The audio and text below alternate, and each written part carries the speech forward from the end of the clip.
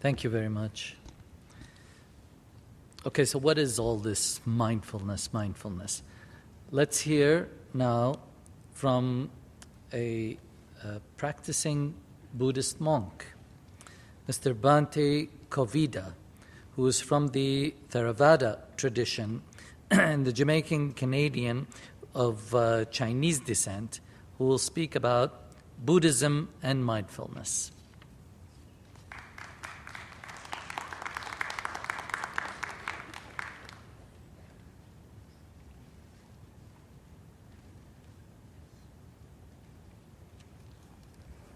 Okay, I only have 10 minutes, so I have to cut everything very, very short.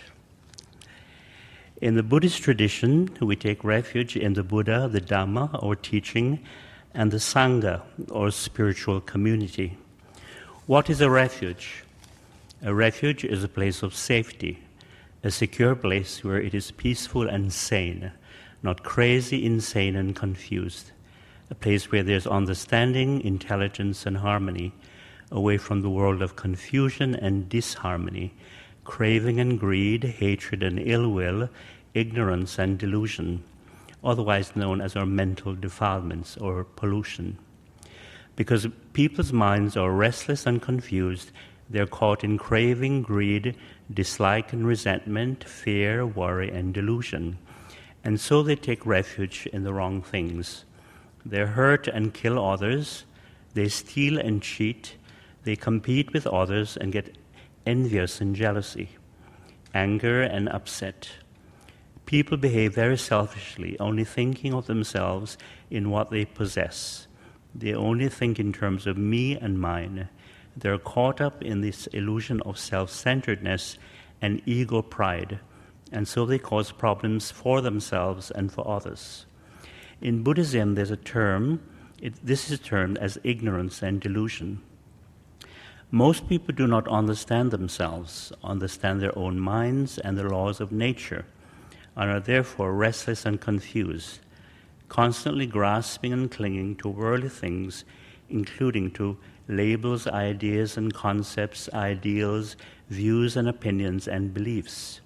They do not know the Dharma, the nature of the world and the human condition, the way things are. When we take refuge in the Buddha, it doesn't mean that we take refuge in a person per se, or in a god or some savior.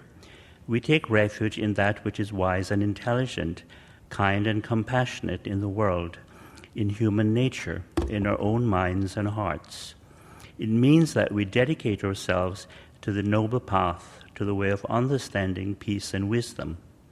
It means that we want to follow the Buddha's example, the example of Siddhartha Gautama, in seeking the highest truth, enlightenment, so that our minds can be free of worry, fear, sorrow, craving, hatred, and delusion, and we can become peaceful, content, and happy human beings. So Buddhism is a very rational and practical teaching and way of life. The Buddha taught in a radical and unique way. He didn't want people to blindly accept and believe what he said. He didn't want to be an authority or controller. He encouraged people to question and to think for themselves, to reason out and test for themselves, and not to be bounded by any blind beliefs and superstitions. He criticized the enslaving ways of traditional religious authority, and he emphasized the importance of free thought, inquiry, and investigation, so as to awaken one's natural wisdom and common sense. He advised, don't accept something simply because you hear it. Don't accept something simply because you read it, even if the book is considered holy or sacred. Don't accept something simply because the person is a well-known teacher. Don't accept something simply because it's tradition and believed by many people. And don't accept simply because you like it or that it agrees with your own ideas. First question it, test it out, and see if it is beneficial to you. And if it's not useful to you, then try something else. This was a unique method of the Buddha. So the basic message of the Buddha is this: do good deeds, avoid bad or unwholesome actions, and make the effort to purify your own mind of ignorance and delusion, selfish craving and attachment, hatred and ill will. Now I would like to speak about the practice of mindfulness that the Buddha referred to as mind training and cultivation. He said the untrained mind is like a wild elephant, dangerous and unpredictable. Such a mind is restless and agitated, confused and reactive, and is therefore a source and cause of human suffering and conflict. Although we need some guidance on this path, self-motivation and effort is most important. The Buddha said, I can only show you the way, but you have to walk the path yourself instead of depending on another as an authority. You have to be a light unto yourself. When a person dwells in mindfulness, calm attention, and contemplates the physical body, the feelings or sensations, the different states of mind and objects of mind, namely thoughts and ideas, images, concepts and beliefs, he or she is like an island unto himself or herself. Such a person possesses the truest refuge of all. You're able to deal with daily problems with wisdom, calmness, and stability of mind. One mindfulness practice is being aware of the in-breath and out-breath. This is also mindful walking, mindful eating, mindful hand movements, Tai Chi and Qigong exercises, and yoga postures and stretching. Mindful breathing brings the mind home to the body. You begin to experience calmness, joy, and happiness. Breathing in, I know I'm breathing in. Breathing out, I know I'm breathing out. This helps our concentration and focus, and we can appreciate the fact of being alive instead of being constantly distracted and confused by compulsive thinking. With mindfulness and calm focus, we can deal with our own suffering or anxiety, fear, and worry, frustration, irritation, anger, resentment, sadness, and sorrow. You can embrace your mental, emotional upset and take care of it with compassion, kind acceptance, and patience. Mindful breathing can help us to stop thinking about the past with regret and guilt, and stop thinking about the future with anxiety, fear, and uncertainty. We're able to experience tranquility and stillness, which is most beneficial in our busy and stressful lives. Mindful walking can help us to appreciate the present moment, and if you're outside, you can appreciate the beauty and wonders of nature. Your mental activity tends to obscure the clarity of seeing and perception. You're able to touch with mindfulness the blue sky with white clouds, the hills and the distance, a tree or a bird, or wildflowers and plants, and also the smile of people and children.